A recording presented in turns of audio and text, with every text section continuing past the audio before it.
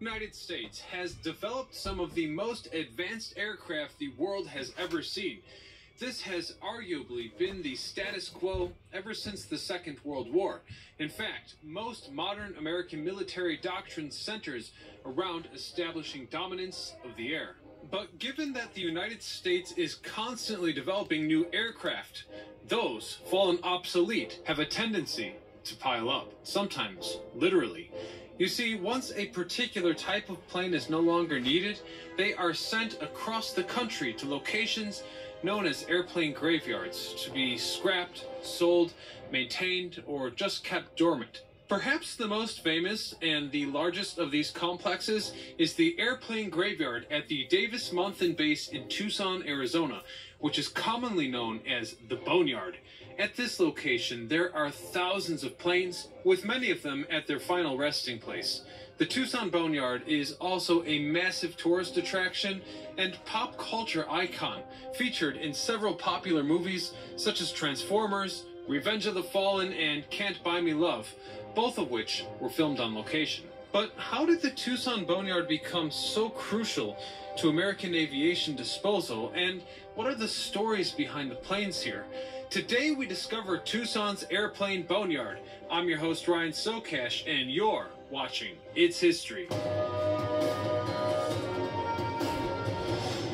The current official name of the Tucson Airplane Graveyard is the 309th Aerospace Maintenance and Regeneration Group. However, the location is often referred to as the Boneyard or AMARG. It is also a large part of the Davis-Monthan Air Force Base. Located on the outskirts of the city, it is the resting place for over 4,400 aircraft, making it the largest aviation salvage yard in the entire world. This aircraft junkyard is truly a sight to see, as all the planes are perfectly lined up and organized in exact formation with stereotypical military precision. It is a jarring sight when fully operational planes are set up on aircraft carriers or on an airfield. They're usually given an ample amount of space or organized in such a way as to avoid collisions or damage from other nearby planes and their wingspan. Therefore, it may be somewhat strange to see the tight, unorthodox formations for which the planes at the Boneyard are stored, as these planes now have vastly different procedures and maintenance given that they are no longer in service.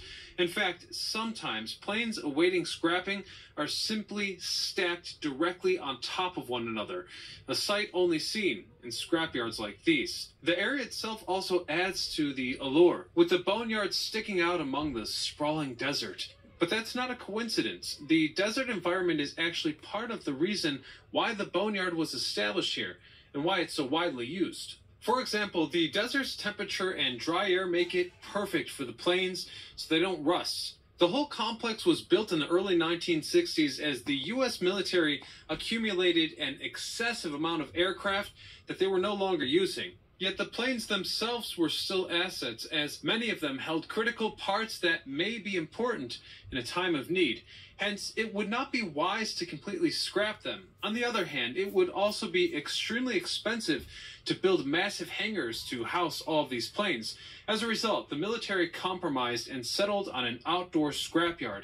Curiously, before this yard was built in its current form, a much smaller aircraft storage center was actually constructed in its place in 1946, known then as the 4105th Army Air Force Base Unit, and it was originally meant to store many B-29 Super Fortresses and Douglas C-47 Skytrains, very large planes that were mostly unneeded as World War II had just ended.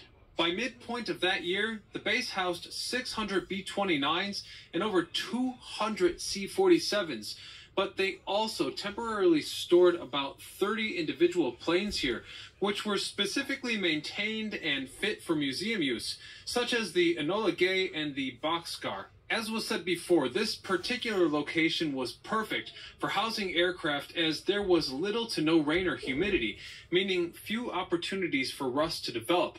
On top of that, the tough alkaline soil was also beneficial as the heavy planes wouldn't sink into the dirt, and it was strong enough that the ground didn't have to be paved. Over time, as the Air Force became its own branch of the U.S. Armed Forces and the number of excess planes increased, the entire complex was expanded and was now open to aircraft from all four branches of the military in 1962. Then, in the next year, the U.S. Department of Defense closed the storage facility in Phoenix, Arizona, and decided to move all the aircraft to Tucson. Interestingly enough, the planes were not flown over like usual, but rather they were transported by truck, which was far cheaper and apparently easier. After the consolidation of multiple branches of the military's planes, the complex was renamed the Military Aircraft Storage and Disposition Center. 2 decades later, the facility was renamed yet again in 1985 after it expanded to house obsolete intercontinental ballistic missiles, and since these missiles aren't planes, it was now called the Aerospace Maintenance and Regeneration Group, as it remains to this day. Well, the place is known as the Boneyard. Not all stockpiles here are completely decommissioned or deactivated.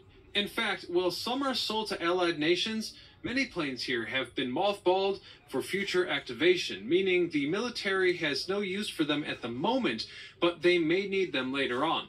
This process may seem strange to most, but planes are complex, expensive, and require parts that are not as plentiful as you might imagine. After the Cold War ended, the entire nature of U.S. foreign relations changed from a potential Third World War and nuclear warfare with the Soviet Union to various peacekeeping or regime-changing operations against smaller nations across the world. As a result, the type of warfare and subsequent types of aircraft necessary were no longer the same.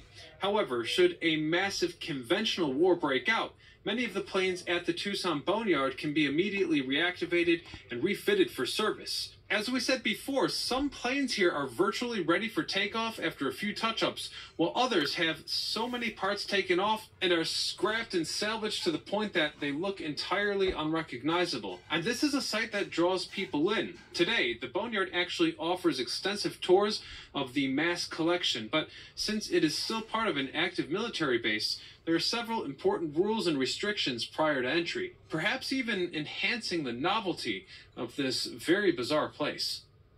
Nowadays, there are numerous types of aircraft stored at the Boneyard, not just airplanes. There are also helicopters, ICBMs, and even space shuttles.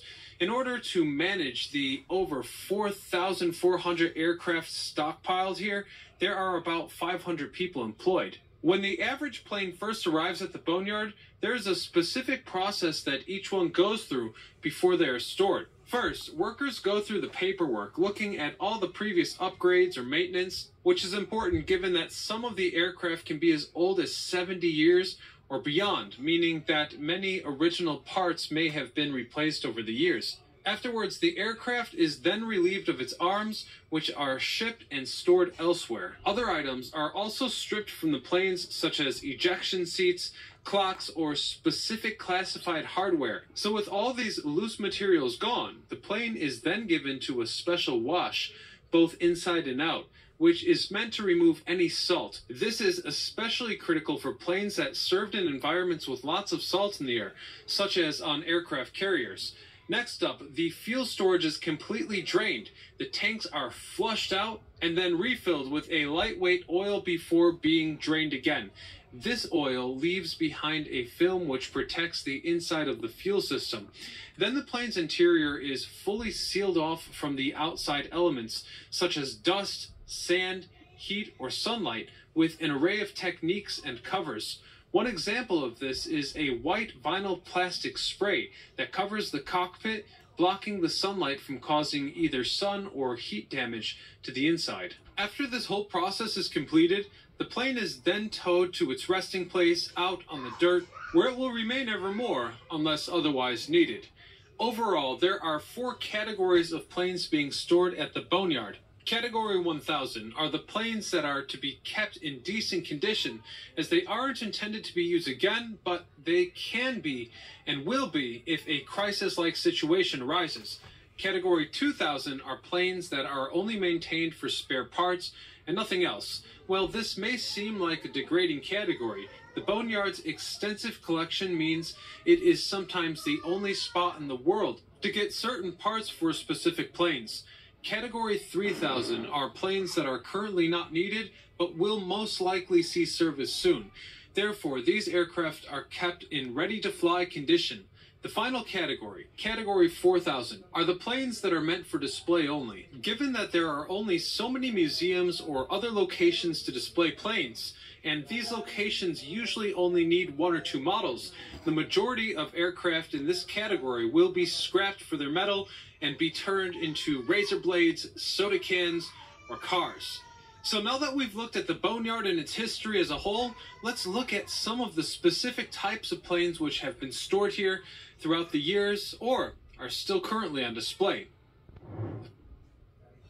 What if your good welds could be great, and the reason is right in front of your eyes? Compared to other lenses, the B-29 was a truly historic plane and perhaps one of the most famous, iconic models from World War II, where it saw extensive service in the Pacific Theater.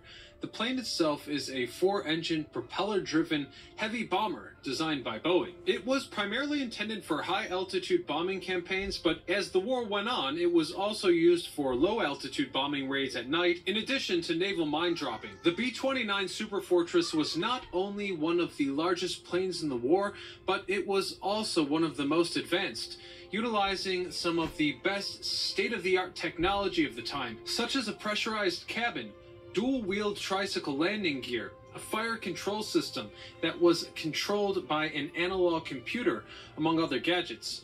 Normally, a B-29 Superfortress would be fitted with 1050 caliber machine guns and 20mm cannons, with 4 of the gun turrets being operated by remote control. Furthermore, the plane also had a 10-ton bomb capacity. The B-29 program was actually the most expensive project of the war, costing about $3 billion in total. The heavy price was definitely worth it, however, as the B-29 Fortress was one of the most effective aircrafts of its time. In fact, 2 of these planes played a vital role in history, with the Enola Gay and the Bockscar dropping the atomic bombs on Japanese cities of Hiroshima and Nagasaki, eventually causing the Japanese Empire to surrender. Production was discontinued in 1946 after the war's end, and the military cut back on their massive fleet of B-29s.